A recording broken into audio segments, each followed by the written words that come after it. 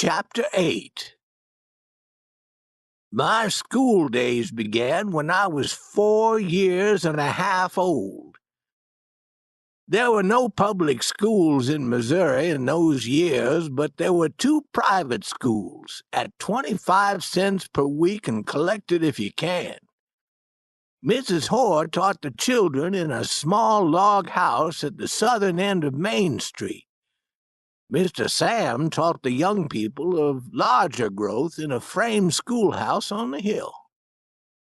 I was sent to Mrs. Horr's school, and I remember my first day in that little log house with perfect clearness, after these 65 years and upwards.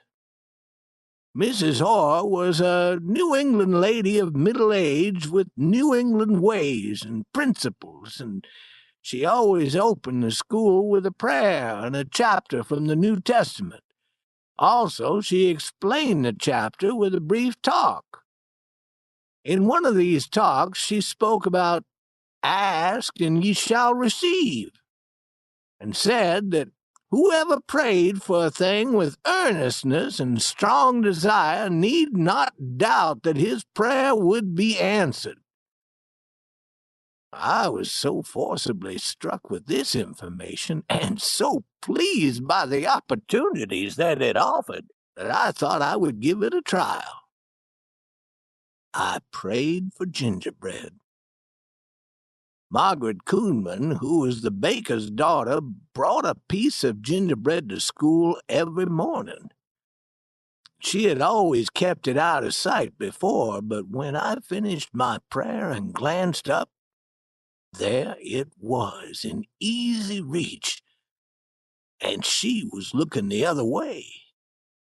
In all my life I never enjoyed an answer to a prayer more than that one, and I was convinced, too, I had no end of wants, and they had always remained unsatisfied up to that time, but I meant to supply them and increase them now that I had found out how to do it.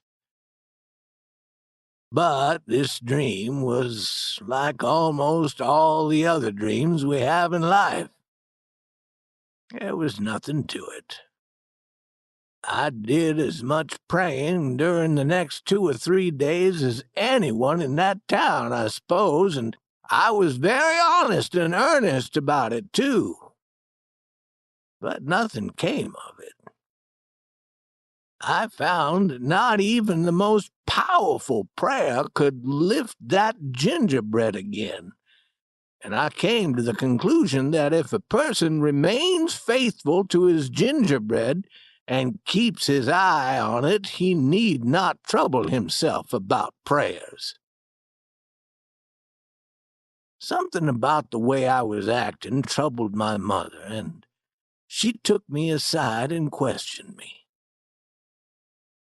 I did not want to reveal to her the change that had come over me, for it would grieve me to distress her kind heart. But at last I confessed, with many tears, that I had ceased being a Christian. She was heartbroken and asked me why. I said it was because I had found that I was a Christian just for what I could get out of it, and I could not bear the thought of that. She gathered me into her breast and comforted me. I had gathered from what she said that if I would continue in that condition, I would never be lonely.